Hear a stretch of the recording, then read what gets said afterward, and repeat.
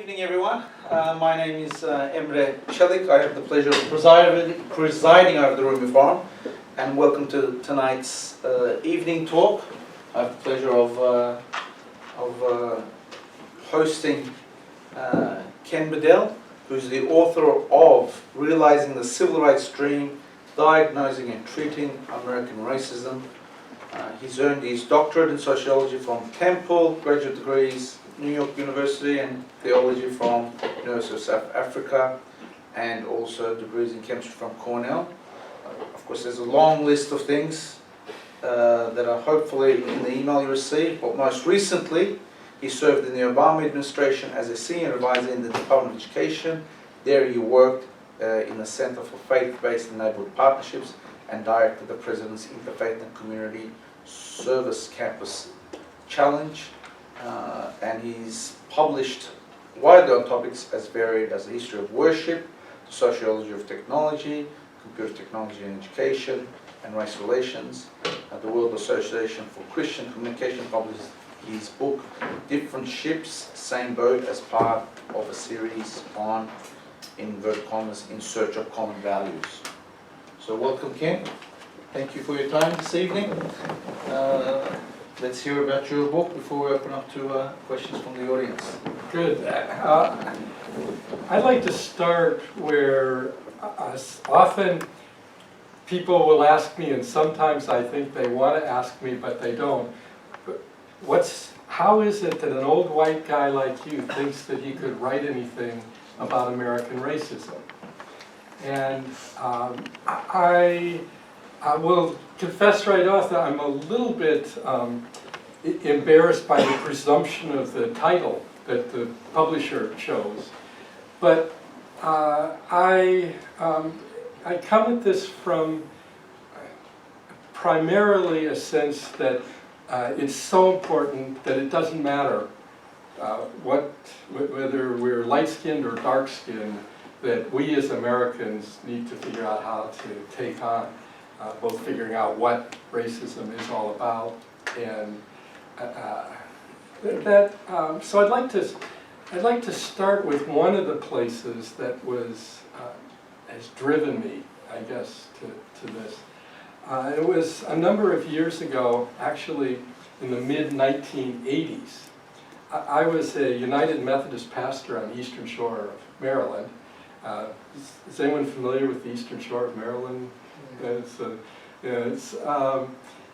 It was a piece of America that was kind of left over because it hangs down from Wilmington, Delaware, separated by the bay until they built a bridge from Annapolis over across, and it just kind of retained its own. I don't know exactly what the period was, 1920 culture or something. They did integrate the schools, but everything was segregated. It was the churches, all the institutions. The fire company was white, didn't have any black participants, and so on.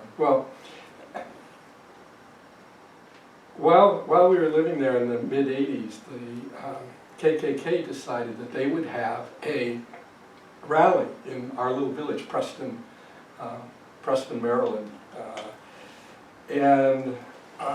So the leadership was coming from the outside, but there were members of my church who were very sympathetic and loved this. But the newspaper in Talbot County,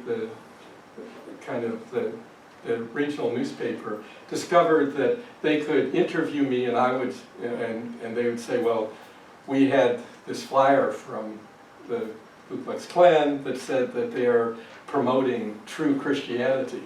I'd say, well, wait a minute, let's talk about what's true Christianity. And so then they'd quote me in the newspaper. And I started working with the state police to figure out how we could make sure that everybody in the community felt safe. We were having meetings in our church with the community and the state police, and of course my church members knew about that, and the Klan knew about it. in that context, then, my family and I had,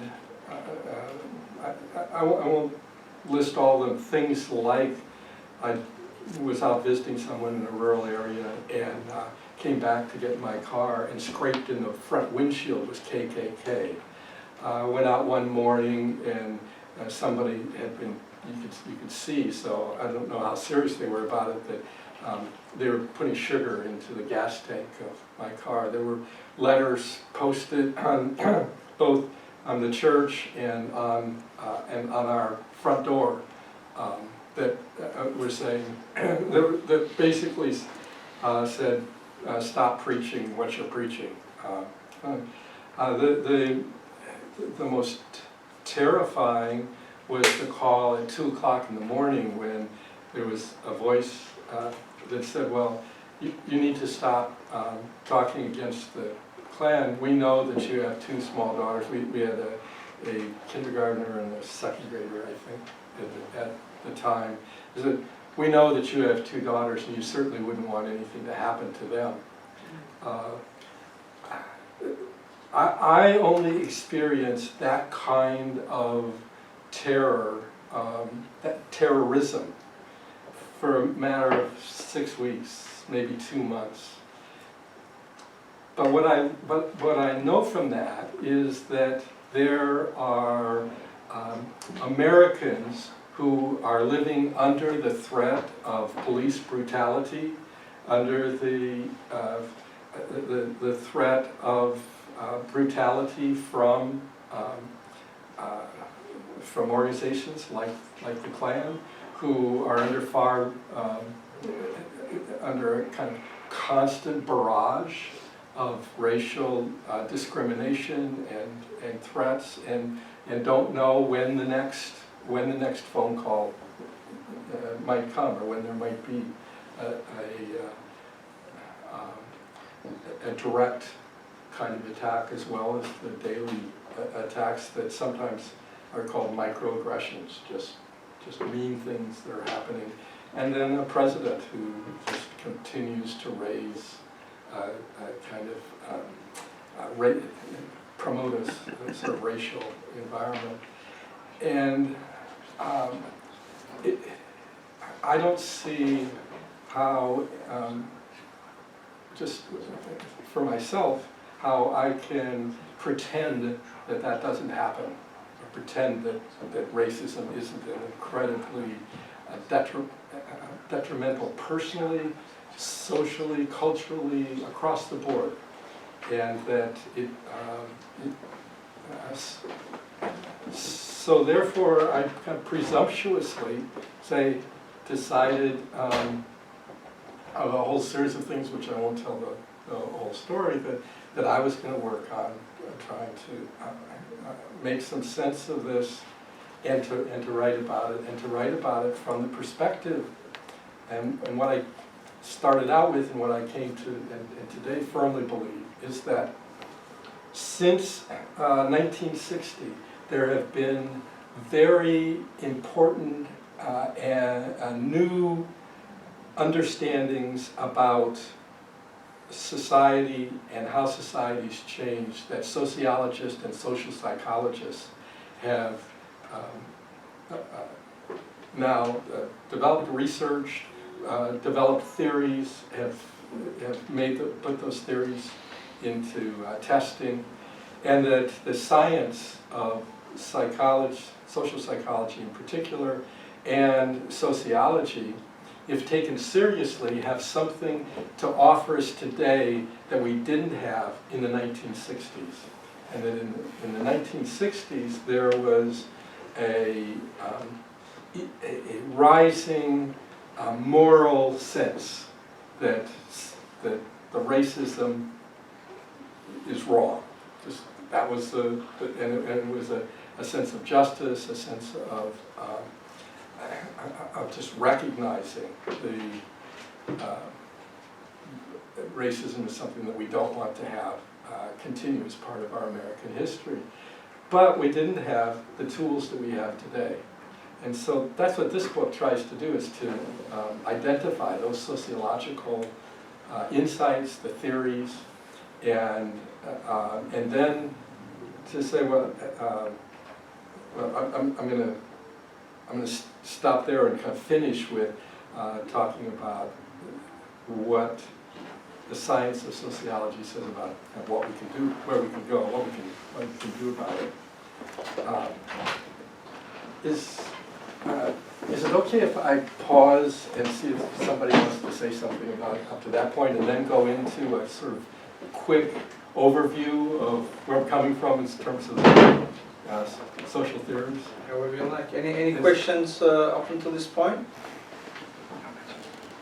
If not, we'll continue. Do people need to be warned about the camera, like what happens with it, and if they speak? Oh, it's a standard procedure on our email that people know that. Okay. That turn up the. So I'm gonna. You can ask questions. So I'm going to move through this really pretty quickly. I think one of the most important things that the sociologists that shifted from the old sociology of, you've heard of Max Weber and Emil Durkheim and Karl Marx and so on, the kind of traditional sociology is that in the last 50 years, 40 years, is that, wait a minute, sociology isn't something that just happens to us.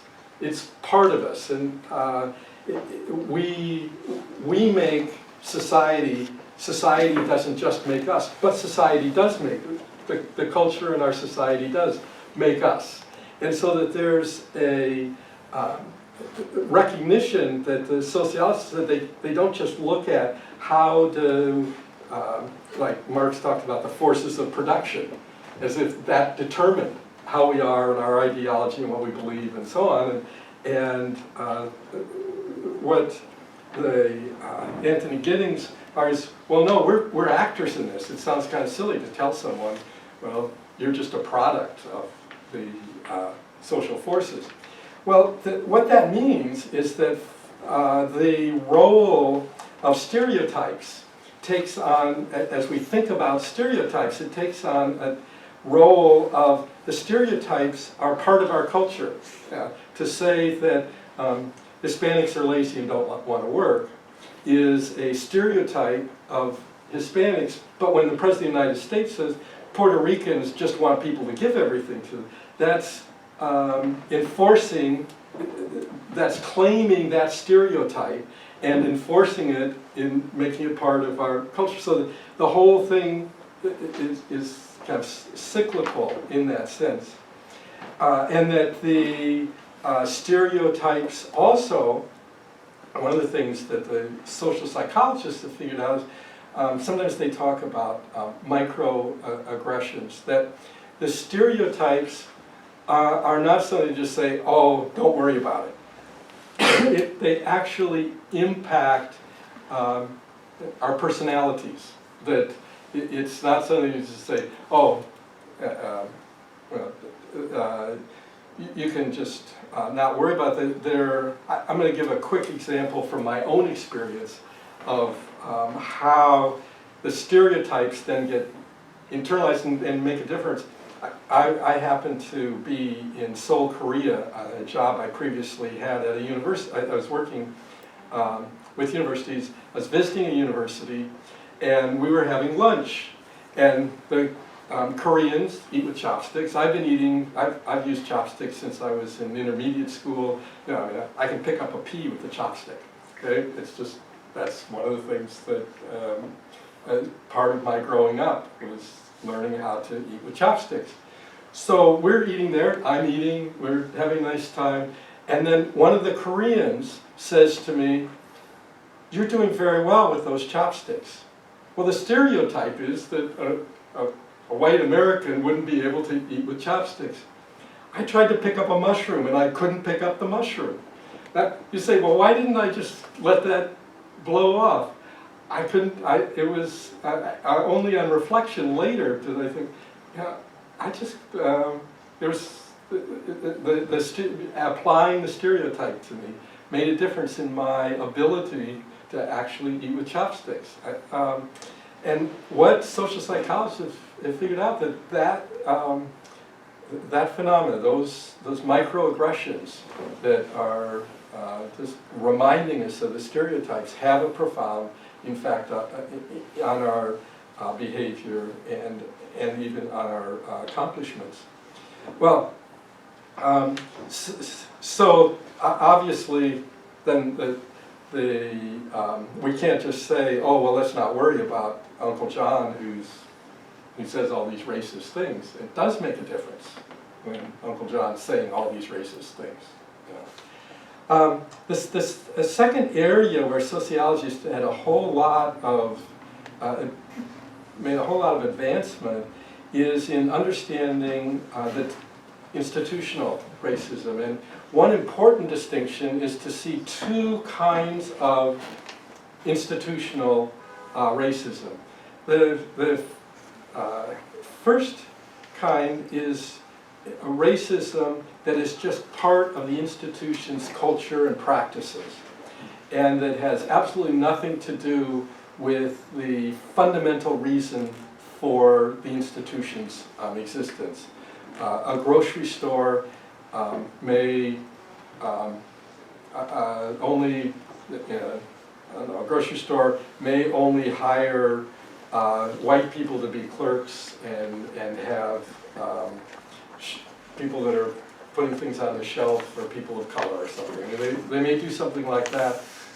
Well, that is their business is to sell groceries. And so the racism doesn't actually isn't fundamental to the success of their business. That they could change that practice, and it wouldn't make it, and so that they couldn't accomplish the goals of their business. Just those racist practices are custom and we can change those by changing the customs. In general, social psychologists have figured out that there's two categories of those. There's straight discrimination, the choice of when the manager is interviewing people and there's a Hispanic woman and a white man, that they hire the white man, and it's a straight discrimination. But there are also there's also discouragement in institutions, and so that those kind of practices that just discourage people, maybe making it harder for people that don't have cars to meet the schedule, or things that just discourage people. So those are just kind of straight institutional practices. But then there are also disciplinary institutions that their very role is to be supportive of this racism across this society. Prisons are one of the best examples of that. But some schools, certainly not all schools, but some schools fall in that. Hospitals can tend to fall in that. That's where an institution establishes what is normal, and then tries to change people to make them into being normal. The problem with that is that what it does is denies any kind of alternative personhood, and so that the white model becomes the model for those institutions, and schools that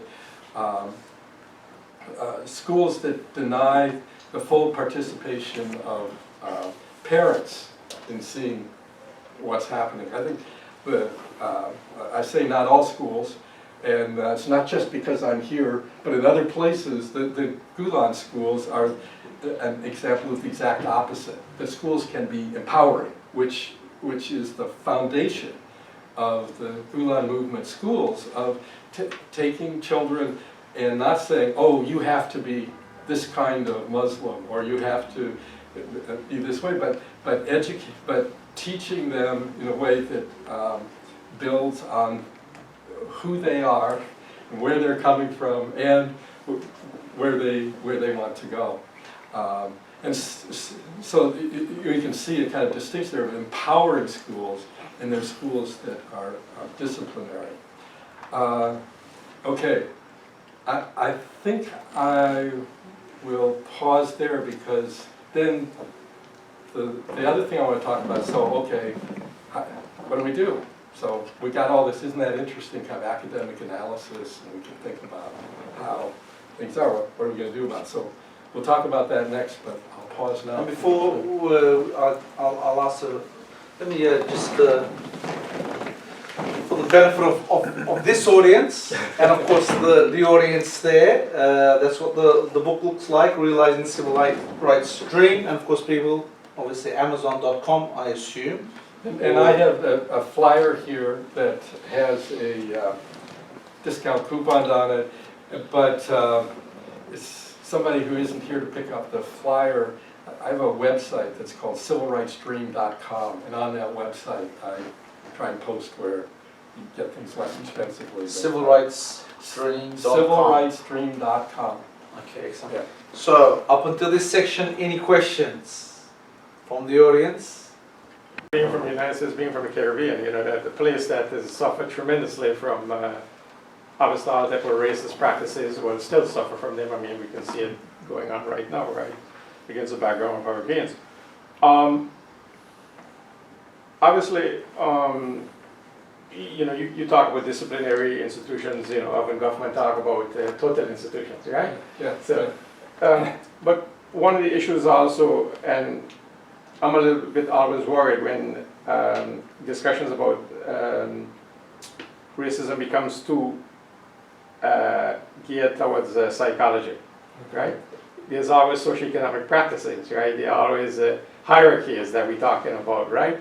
People who are inside, outsiders, you know, and all of these other institutions and politics, etc., play a part in that, right?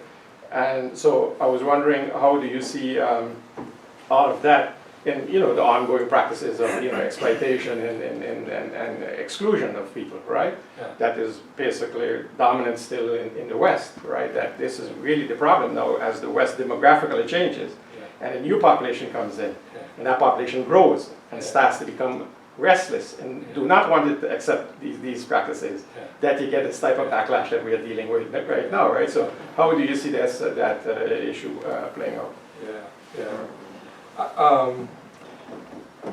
Well, there's 1,000 things that could be said there, but the one that I want to say first is that we can't figure out how to deal with those the specific. Racism is always a specific action, or it's there are you can say, well, there's an attitude of racism, but I would argue that we need to make sure that we remember that racism is an adjective for activity and actions, and not a descriptor for people. And so the important point, as we're dealing with all of those actions, what you're talking about, the discrimination and the consequences of that, the first step is to make sure that we're able to name those actions, and that to do that takes what social psychologists, to not go too far with the psychology, but what social psychologists would call a sense of racism. Just like we have a sense of humor, and not even every culture has exactly the same sense of humor, but we learn that, we understand it, when we're supposed to laugh and when we're not supposed to laugh. That we can help each other learn when we recognize racism, and when and so that there's a fuller sense that I was talking with a friend this afternoon who lived in northern Minnesota his whole life, and was talking about, he's 70 years old, and was talking about how for most of his life in northern Minnesota, now he looks back and he says, well, you know, the things that people said and thought, and it hadn't, it's becoming real to him now that he hadn't realized the racism that was in that. So, in a sense, you're pushing us towards the question, well, what are we going to do about it? You know, how do we move forward? But I think that's one piece, is developing our sense of racism. I'm going to keep going, saying one other thing, and that is that the other piece of that is to have a clear idea where we want to get. What would it look like if America wasn't raised? What would it look like if the world, if there wasn't imperialism with a racist subtext to global imperialism? How would that look? I'm bold enough in the book, and so I'll do it here, and then people can react to it and tell me what you think about it. But what I argue in the book is that there are two parts to the goal of the civil rights stream, where we want to get. And the first part I really get from Jesse Jackson, who in 1988 gave a speech at the Democratic Convention where he talked about his vision for a patchwork America. And by that, as he explained it, that every ethnic group, every race, every religion would be part of a patch on a quilt that when you're all done, it's the opposite of a blanket that covers you over, but that the quilt has the contribution is only possible because of each one of the individual patches. And so I would argue that as we're looking at the 21st century for America, that's one critical piece of it. It's not a melting pot, it's not a blanket, it's not even common values, that our values come from those patches. And that those patches are where we start out. And that the goal is that every ethnic group, every identity group would have full participation in American society. When you look at the movies, the culture, when you look at the government, when you look at education, that there would be full participation of all of those patches. The second part that argue is that our aspiration is for, and this largely comes from the logic of President W. Bush and from President Obama, that the aspirations of every American can be, they can have no greater barriers to fulfilling their own aspirations than any other American. So that the barriers, rather than talking language about equal opportunity, that the real problem is that we have established barriers that make it, and so that some people have a harder time fulfilling their personal aspirations. And that would be the second, and we can kind of measure both of those. So that's kind of moving us, I don't know whether I was really speaking directly to your comment, but that's where I see us needing to clarify where we're trying to get, and then being sensitive about what's happening that keeps us from getting there. I was wondering if in your book you talk at all about what happened in South Africa and apartheid, because as a person who is not studying this stuff, but just reading the newspaper, it occurs to me that when you have a white population that was in power for a long time, and then suddenly that power has been threatened, and they realize that they are what? Not the majority.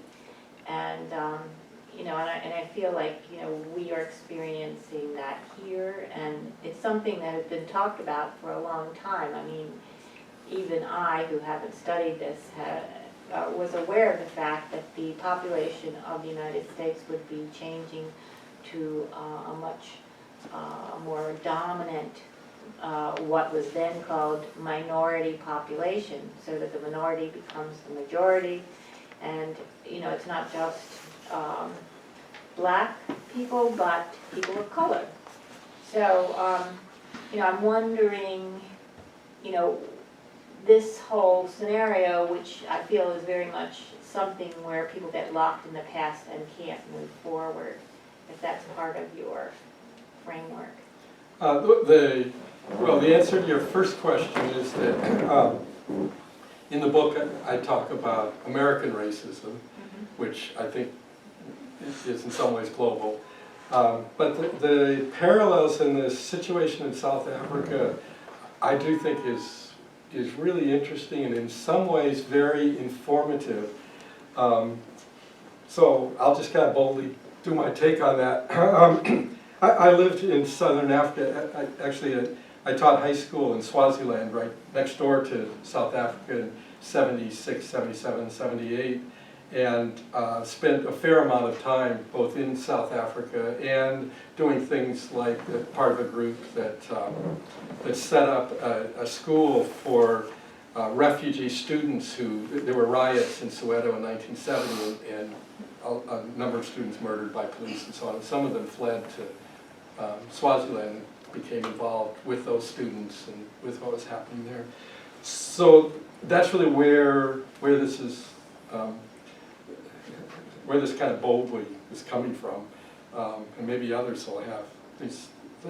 But my belief about what happened in South Africa is that it was awful under the apartheid system. Well, that's the only way to describe it. That there was incredible repression and so on. But what the white people did was to give Nelson Mandela political power, let him be president, but they kept complete control of the economy. And so that the whites did not give up the economic power. So that I've only well, that isn't true. I've been in South Africa a number of times since apartheid, and the poverty that was there in what were called the homelands continues. That the slums around Cape Town and Johannesburg continue to be there. Durban still has segregated housing, basically, and that the decision to allow everyone to vote, and therefore, and it's fallen into there's a lot of corruption in the current government, but the issue there was that the racism wasn't left, they didn't leave the racism which it was based upon, and the white people who were still only 15, 20% or something of the population now have retained the economic power. But maybe I can say something about that, because that's a very important question. I think that's a question that is going to also be faced here, right? As the population shifts and things shift and stuff like that, you could get these superficial kind of adaptations, but the more profound necessary adaptations to bring about real change doesn't happen, right? I mean, we see that to a certain extent in the Caribbean. My group of people of light skin color, right? Simply because of the hierarchy, right? Yeah. All they have the wealth, Yeah. the income, the education, and the darker you are, the further down you are, right? But the issue is, we need to also be a little bit honest with Mandela and with the group that he comes from, which is the ANC. yes, so that, because they knew, but they were put under tremendous pressure by the United States, right? Mm-hmm. Because Mandela and them, often, let's be honest, they were communists involved with them, and they were quite well, that there needed to be a massive redistribution of wealth and income. They were told, you do that, right? You are going to face chaos. We are going to create utter chaos for you if you do that, right? That's the time of globalization and stuff like that, right? So they were caught in a situation that where this needed kind of situation to happen never was able to happen, right? With all the consequences that we face now. And they just had to look at Mozambique, where the United Exactly. States did that and destabilized and If we need more, anyway, but, so that it wasn't just an idle, it wasn't just an idle thing. Oh, well, look at Mozambique, you see what happened there. Yeah, so I think the implication of what we're saying there is that colonialism, racism, economic exploitation are not things that can just be completely separated out from each other, and we may have different ways to address many of the things, but that ultimately there is an interconnection with all those, and it's silly to think that we could just get rid of racism and keep colonialism in place. So it sounds to me like education is key to changing the whole picture, because what happens when the colonials left certain countries and then there was no structure in place for the people who were left. There was no education, there was no health care, there was no infrastructure, all of those things. So. Are you keeping time? Yep. I mean, We've got about 15 minutes. Okay, so I think that really does take us to, so what are we going to do about this? Yeah.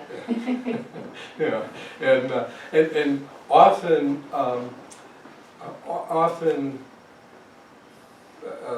just even the slogan, education is the solution.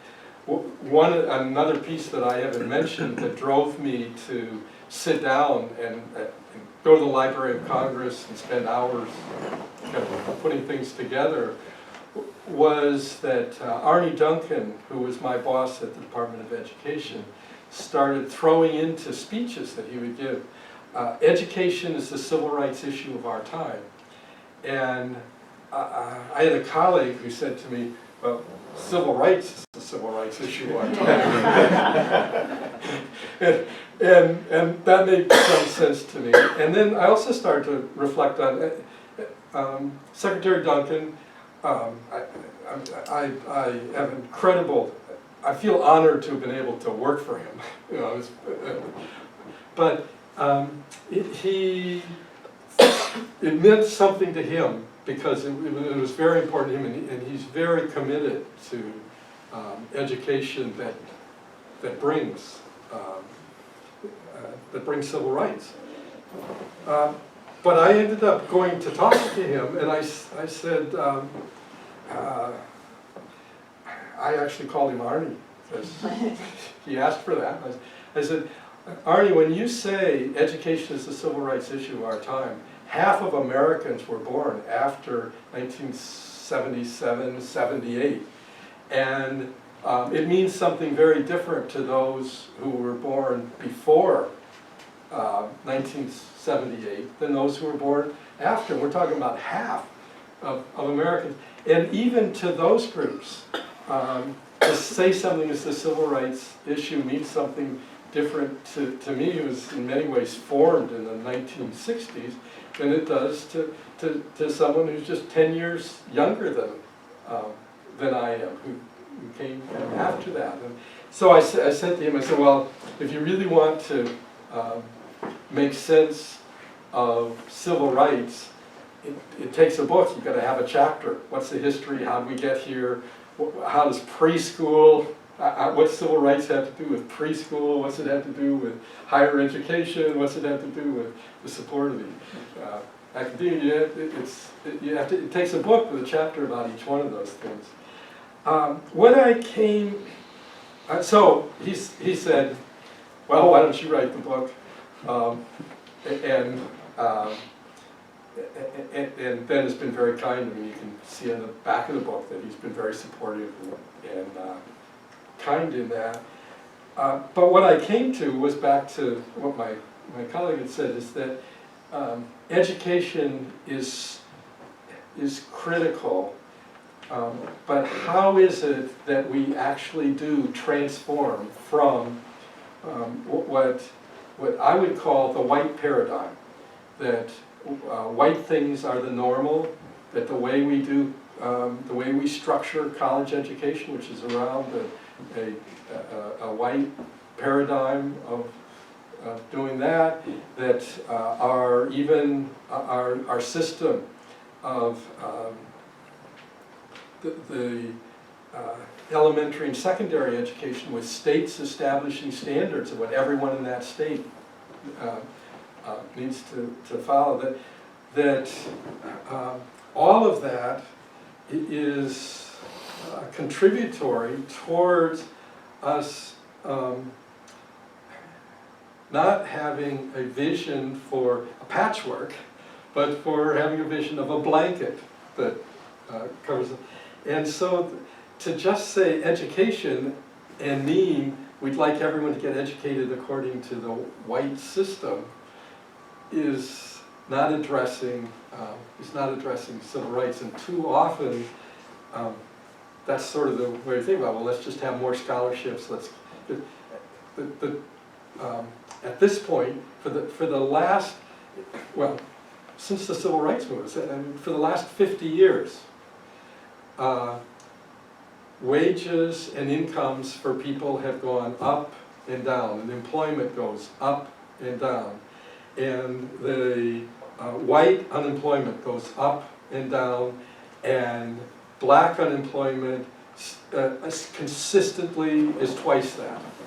And that's, I mean, over 50 years, it isn't that, there's no catching up, it's always twice as much.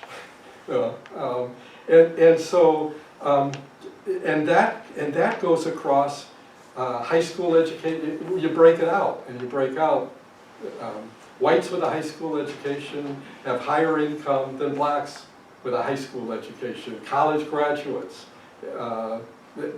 the education still results in discrepancies in the final outcome, in the real participation in our life. So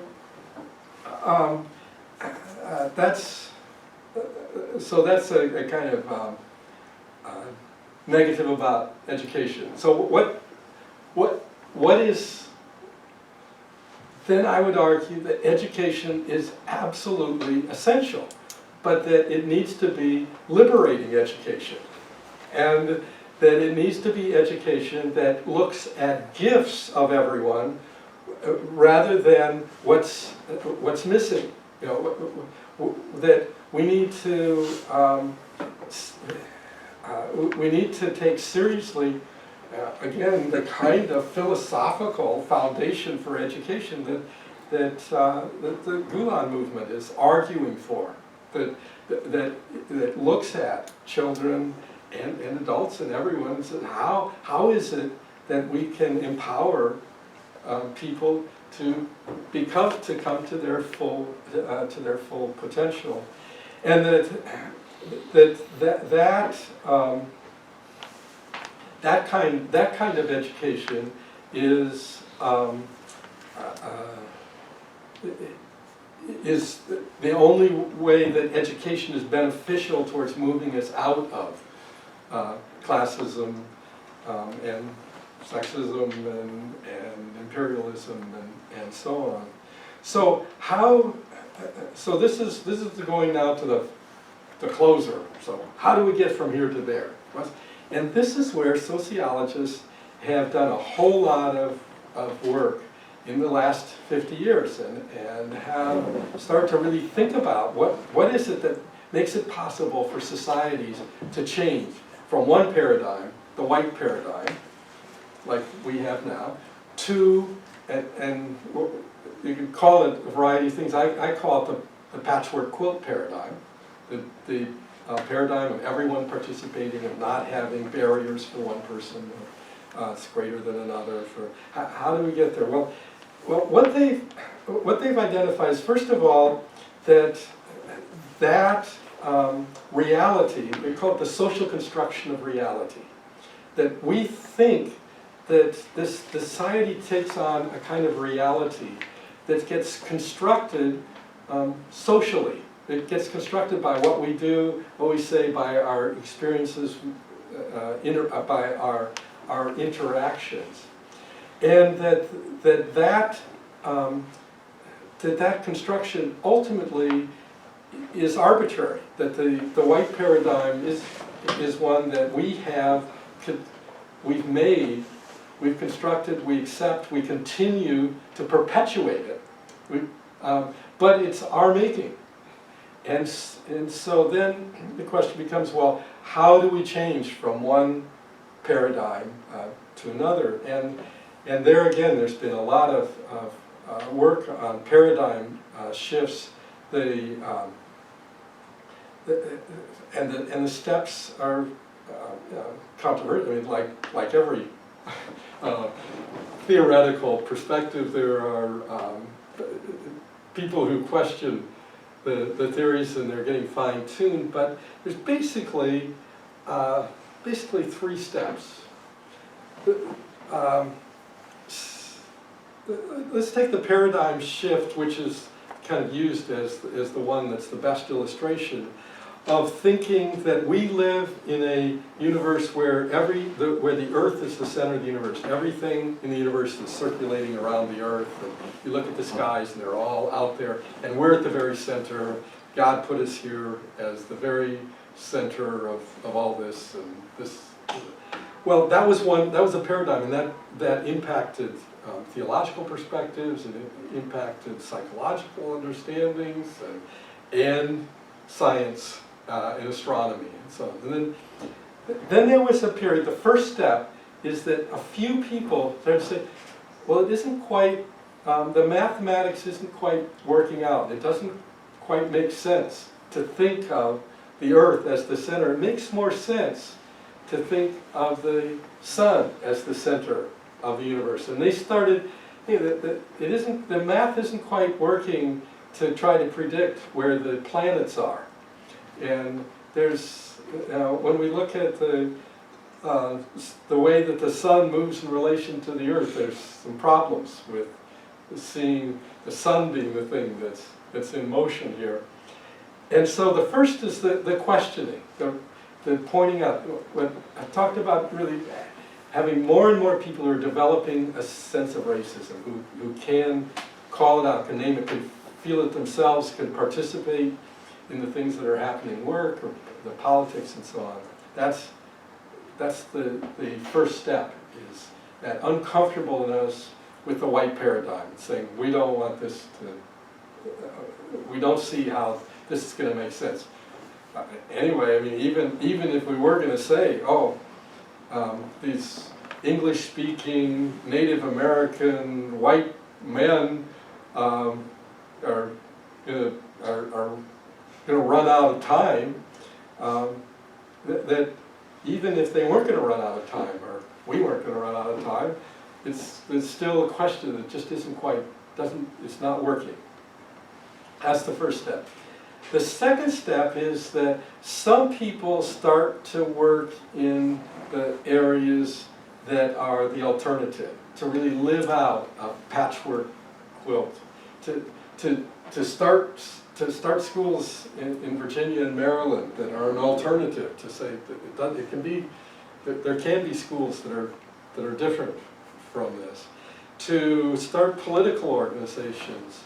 And so one of the things I do in the books is just have a few examples of places where people are starting to actually practice, to live out what it would mean to be in a patchwork nation, and to test that, and that the final step, and to look at, so that's what astronomers started to do with the Earth thing. They started to write the new formulas for how you would calculate where the heavenly bodies were, and to start to do the math on it, to start to make sense of how that would.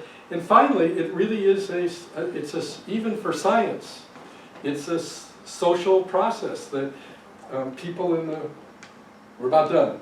Almost. We'll take some questions if you. Okay, so we're at the end. The third step is that finally it becomes a place where, in general, people recognize, oh, this is not just an alternative. This is a better way. Let's work now. Let's really work towards making that happen. Oh, okay. I'll ask one question, so open up to final questions from the floor. We have a few minutes, particularly because you have background in the church, specifically Methodist Church. But what do you think American churches can do? What's their responsibility? Yeah. What's your hope for them? Yeah, yeah. What more can they do? No doubt. Yeah. There is good work, but well, what more can there they is do? good work, but the exclusive. What we're talking about of a patchwork nation is something that has never happened. I mean, Turkey started to try and move towards a multicultural sort of thing, and then something happened. India, Gandhi wanted to go in that direction. Gandhi was doing all that he could, and then it got shut down.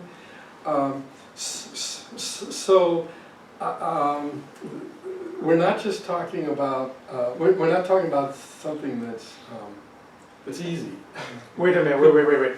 But because I come from a place where I think the patchwork, not perfectly, right? Yeah, yeah. But the Caribbean is much more a type of patchwork nation, and the example of what the potential with all the problems, okay? Again, you know, lighter skin, higher up, etc., etc. But if you stand in your family go from white to black, right? Yeah. There are people on the black side, you like and dislike people on it. So you do not grow up thinking, well, these people have, like in the United States of America, these people inherent have these type of, you know that it's messed up, even from small, right? Yeah. So I think the Caribbean here could be an example, Yeah. but an example that, you know, needs the, needs really living in and practice and commitment in the United States to be Yeah. put in place, but not only, but to a certain extent, Brazil. Yeah. It's also moving with all the problems. Okay, again, Yeah, the yeah. black Brazilians are more outside in the lighter skin, but it's a much more moving in that direction than the United States. So there are places where this potential can already be seen to be evolving. Yeah, yeah. I think that's an excellent point. That's what. Yeah.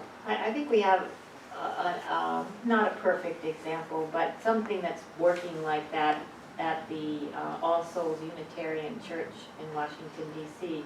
And it's kind of very unusual because they just happen to be situated in the right neighborhood where there is a multicultural neighborhood. And so they have a congregation that is multicultural. It might be, in fact, dominated by white people, but still there is this attempt to live in that space. So I'm Jewish, I come from that background, very assimilated, so I decided that when, you know, Trump was elected, I needed some place where people knew about social justice. So I've been going down to All Souls, and I'm, you know, like, so amazed by what goes on there. Excellent point. I think that's where that's the only way that we finally get there, is people like you, Caribbeans and so on, making it, it's not impossible. So going back to something that we mentioned earlier about sort of self-segregation in a way, how do you take these communities which sometimes find themselves isolated, who live a patchwork lifestyle, and break into other communities that still subscribe to a white dynamic?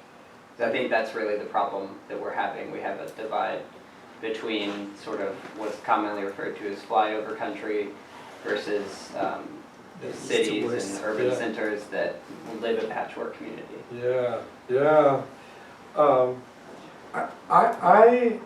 This really, in many ways, is kind of back to the talking about the Christians.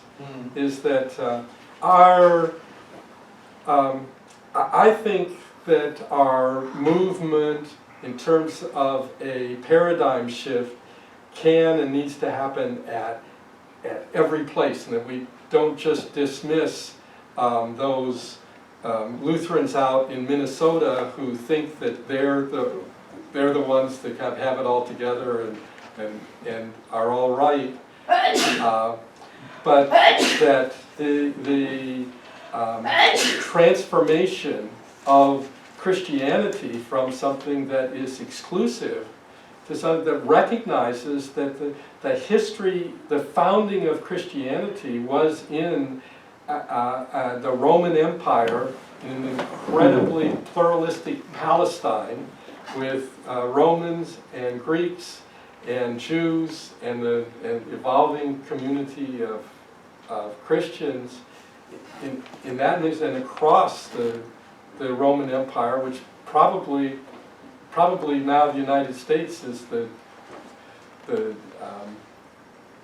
best, the most diverse since we've seen that time in the Roman Empire, and that that's something that Christians need to face up to, is that they're not the right and the only way, and that and to do that.